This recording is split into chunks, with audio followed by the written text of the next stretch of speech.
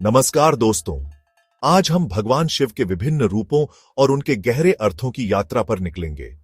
शिव केवल एक देवता नहीं, बल्कि एक चेतना है, शून्य भी, अनंत भी। उनके हर रूप में जीवन का कोई न कोई गहरा संदेश छिपा है। ये रूप हमें दिखाते हैं कि सृजन, विनाश, प्रेम और वैराग्य ऑल आर वन एनर्जी। तो चलिए शिव के इन अद्भुत रूपों की खोज शुरू करते हैं। शिव का सबसे प्रसिद्ध रूप योगेश्वर, हिमालय में ध्यानमग्न योगी। योग का अर्थ है जुड़ना अपने भीतर की अनंतता से। शिव ने ही पहली बार मानव चेतना को सीमाओं से परे ले जाने का मार्ग दिखाया। उनका योगी स्वरूप सिखाता है कि असली शांति और आनंद हमारे भीतर है, बाहर नहीं। ध्यान कोई क्रिया नहीं, बल्कि एक अवस्था है जहां आप खुद को ब्रह्मांड से एक महसूस करते हैं। योगेश्वर शिव हमें अपने भीतर की शांति और मोक्ष की ओर ले जाते हैं। शिव का भूतेश्वर रूप सभी प्राणियों के स्वामी। उनकी बारात में हर तरह के जीव जंतु, असुर, गण, पिशाच शामिल थे।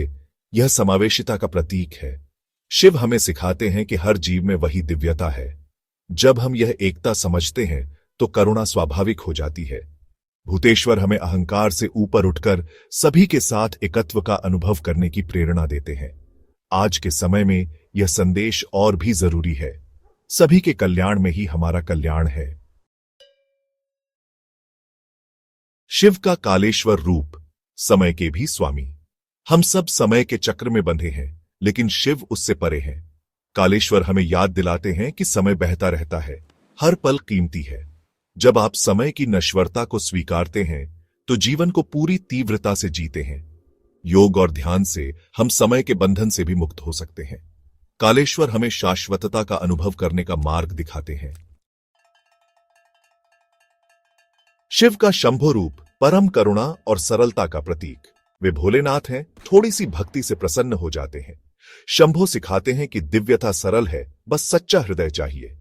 उनकी करुणा बिना भेदभाव के सब पर बरसती है। आनंद और कल्याण हमारा स्वाभाविक गुण है, इसे बाहर नहीं, भीतर खोजें। शंभो हमें याद दिलाते हैं कि शिव एक करुणामय पिता की तरह है। अर्धनारीश्वर, शिव का आधा भाग पुरुष, आधा स्त्री।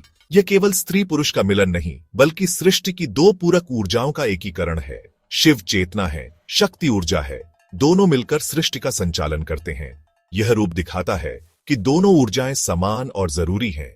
अपने भीतर तर्क और भावना, शक्ति और करुणा का संतुलन जरूरी है। अर्धनारीश्वर हमें पूर्णता और संतुलन का मार्ग दिखाते हैं।